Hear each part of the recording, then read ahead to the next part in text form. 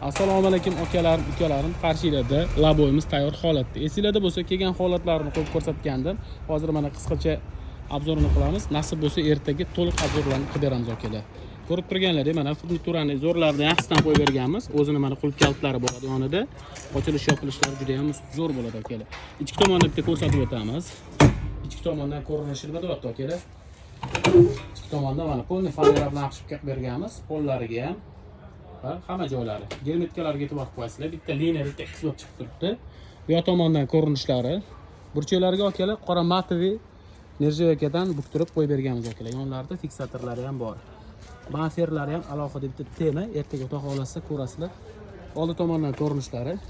Aka, buni balandligi necha bo'ldi deb qiziqayotgan bo'lsanglar, har doimgidek standartlarga muvofiq pol qismidan tom qismigacha 1.55 qilib berganmiz.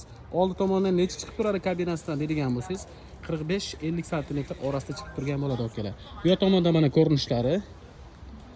Ha, aytgancha mana bu bizning brendimizga tegishli bo'lgan nержавейка yashiklarimiz. Bu yoq bo'linglar mana.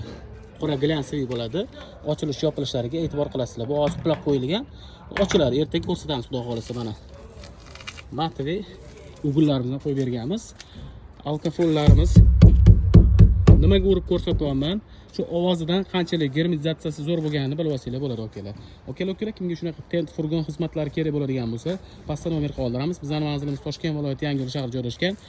Aloqa chiqinglar.